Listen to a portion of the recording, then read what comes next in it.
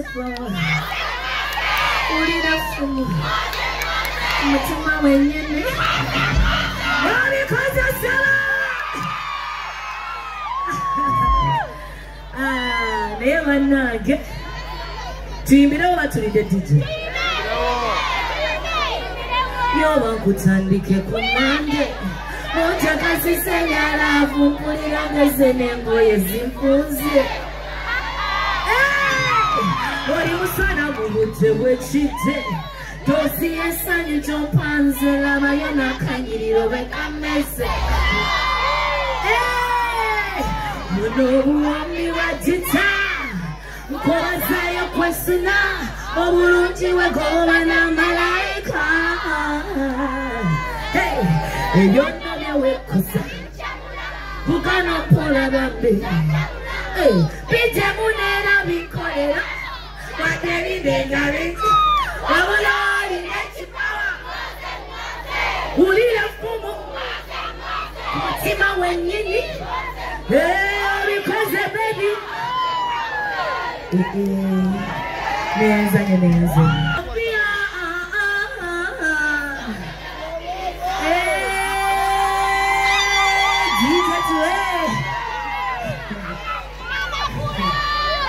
DJ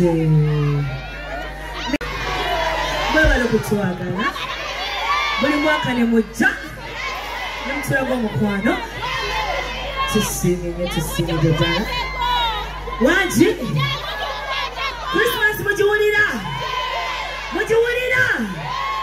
ebakyusa bulungi tujaguze aboleka bakole fitina kachibadde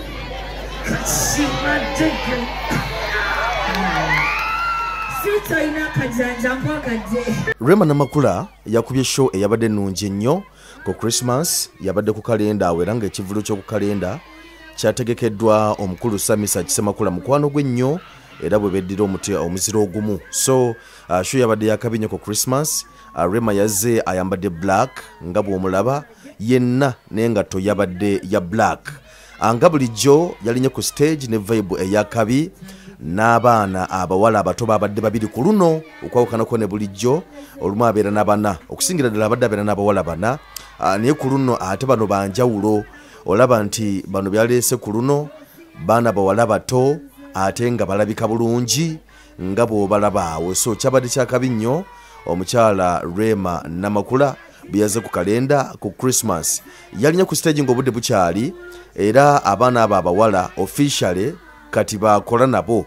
Simanyi oba yabajje Rwanda nga bo balaba nti bana bawala bato balabika bulungi bawanvu bulungi nti bwe bayimirira ku stage kugamba basikiriza okulaba banyuma okulaba okwawukanako ne bali babadde atera okubeera nabo bulijjo. Kyendowooza nti nno ogwe mutindo gwe yayongeddeko ku mulundi guno bwe yabadde ng'ajja ku kalenda oba bwe yabadde ayimba shows za Christmas ez'enjawulo gye yabadde yonna. So omukyala Rema Namakula era nga bulijjo energy yabadde naye bulungi nnyo yalinye ku stage era ebyolukindo ku luno tebyogeddeko nga bulijjo bw'atera okubyogera.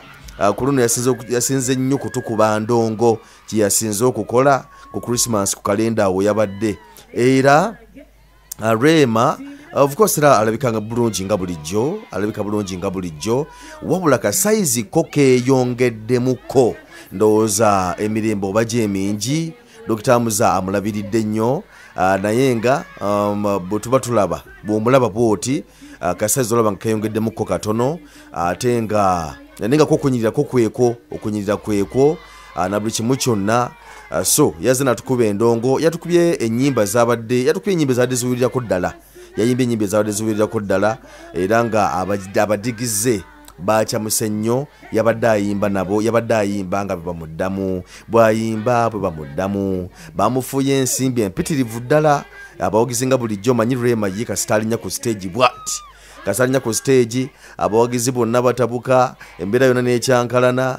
So yabakubye endongo ne bamufuwa ssente nga bwebamuddamu bayimba bonna bwe bamubuuzaamuza naye ku luno Amuza teyamugeddeko nnyo nga bulijjo. Ku luno teyamugeddeko nnyo nga bulijjo naye nga yagezaako kubanga akyamula stage nga Christmas bweri nga bolaba nti kalenda yabadde ejjudde because sheno omukulu Samisachi yagitegeka nga bwe ngutegezeza yagitegeka era nalanga abayimbi okwabadde Rema Namakula okwabadde Juliana Kanyomozi okwabadde Haruna Mbiru okwabadde King Saha okwabadde nekenyini Samisachi Semakula okwabadde n'abayimbi abalala bangi mpozi ne Dr. Jose Chameleone yalusazeekaawo naye n'atukuba bubi nnyo Jose Chameleone wobo ye Chameleone yali teyalangibwa kujja kuyimbira ku kalenda naye just yazze yagwamba yabadde surprise yazze ne bwizo maniso nga bulijjo nabo ne batukuba endongo eyabadde eyakabye nnyo. Back to Rema Namakula nga bulijjo atambula ne Eve Namulondo kyaliwe mukwano gwe ndoza bava mu by'omukwano ne bafuuka ate ba Luganda kubanga Rema Namakula wadda Eve Namulondo naye wadda so kyabadde kyakabi nnyo mpazi okwokanako nga ne bulijjo ku luno Rema Namakula teyakoze interview eri b'amawulire olw'ensonga nti yategeezezza nti shows yabadde akyalina nnyingi so ensonga lwaki teyasobodde kukola interview eri b'amawulire just yakyamudde bukyamuzi bantu mu show yabakubye bukubi kivulwawo era bwe yamaliriza nadduka nga bumanyi nti ennaku enkulu ziba za bivulu wano na wali kudigida kudda wano na wali ntuwekanga nga Rema Namakula ku lunaku lwa Christmas lwokka nti ng'abeera n'ebivulu ebisukka mu 5 okitegeera weewa obiyinza okuba nga tebyesudde nnyo nasookuba n'ebivulu nga 5 katugeza ayinza okuba nga alina ekivulu kati nga bwe yabadde ku kalenda ayinza okuba nga n'ekivulu kati nga kiri oba ekirala nga kiri Nansana ekirala nga kiri Bweyogerere ekirala nga kiri Ntebe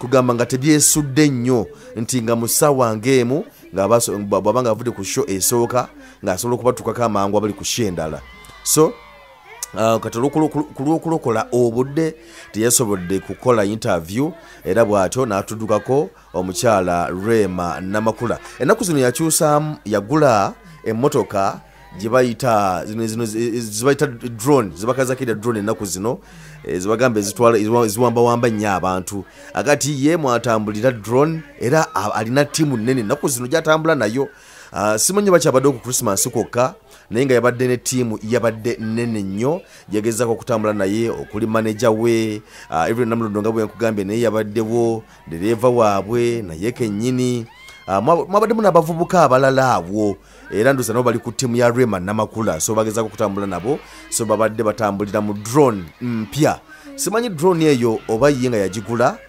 because waliwo enkola ey'okupangisa emmotoka abayimbi bagikozesa nnyo nti katugeze ayinza okuba nga emmotoka ye gyalina ntono naye bwabeera ng'alina shows oluusi ezisukka kati nga bwe nkutegeezezza nga zisukka mu shows nga 5 weekanga ng'oluusi nga kijja kumuwaliriza okupangisayo emmotoka ennene aleesobola okudduka so abamu bapangisa abalala baba na zaabwe kati simanyi Rema drone eyo oba yagigula oba yagipangisiza ku lwa shows naye nga kyonna kyekiri so yageza kuba nga ensonga zikwasaganya bulungi nnyo era abawagizi yalese abakubye endongo nga bakyamufu bulungi.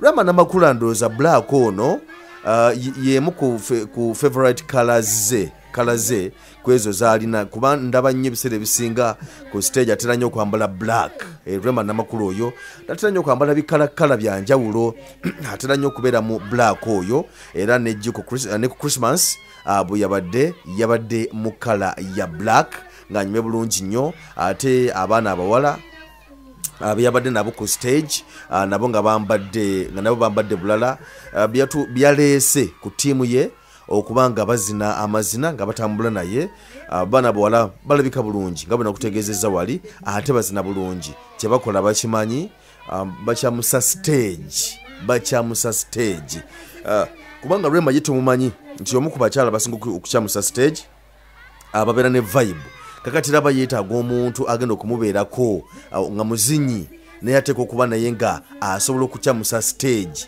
naye ng'alina vibe nga bano abawala bwe bakikoze kyendowooza nti nno oba oli awo yalonze oba yalonze abaana abawala abasobola okukola ye kennyini naye kyakola ki naye kyayagala so kyendowooza nti nno kyakabi nnyo omukyala Rema Namakula okuba nti yasobola okulonda okukuleta ababano kujja ku board ye okubanga atambula nabo okubanga akola nabo kyendowooza nti nno kyakabi. By the way, Rema alina ekyenjawulo nti si ye muyimbi ajja n'ayimba obuyimbi ku stage n'avaawo n'adduka n'agenda. Aha, Rema Namakula asigala kwegamba acommunicatinga n'abawagizi be, asigala ayimba n'abawagizi be bw'ababuuza bwe bamuddamu kwegamba olaba nti wabeerawo empuliziganya awo naye eri abayimbi abamu najja n'ayimba buyimbi y'olumala okuyimba n'adduka n'agenda olw'okuba nti obudde bwaba mukutte nawankubadde nti nno abayimbi abasinga badde bayimba live naye nti live eno oluusi etwala obudde bwanvu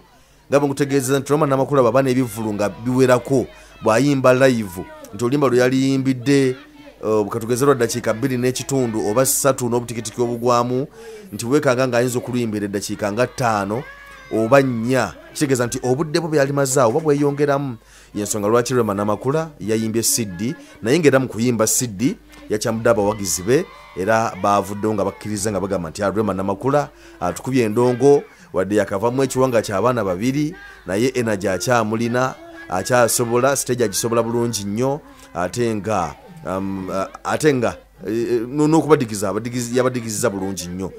So katumusabire tulabe 2023 bw'anaaba tukkiriza nti n'ennyimba akyazirina nnyingi nnyo era zajja okuleeta omukyalo oyo Rema Namakula. So abawagizi be agamba nti abaagala nnyo era yabyebazizza naawo n'agamba nti mwebale nnyo okutuwagira buli mwaka ne mujja mwebale nnyo okutuwagira. So yabyebazizza bulungi nnyo era n'abagaliza Christmas ennungi n'omwaka omujja ogw'emirembe ye mukyala Rema Namakula, Mama Amal, mukyala Dr. Amza Sebunya. So mu bufunze bo bitu byatambudde ku side ya Rema naye nga bwe nkutegeezeza tongera okumusabira agenda okuba nga aleeta n'endongo omwaka gwa 2023 guno gwe tuyingira buli kimu kyonna abeere nga akikola bulungi nnyo awatali tabbu. Kale nange nkwagaliza omwaka omujja ogw'emirembe ate nkukulisa neebaza Omukama olw'okuba nti nno yasobodde okukuyisa mu Christmas obulungi nnyo yagikutuusizzaako Ssekukkulu ate nosobola okugiyitamu bulungi. So kati nkwagaliza mwaka mujja ogw'emirembe ate n'ogwo gujja nagwo tuguyitemu bulungi nnyo awatali tabbu naye nga yayongera okutugoberera ku Emboozi mu UG. Nze Geoffrey Mayanja aka Mr. Wagwan nkwagaliza birungi byerere.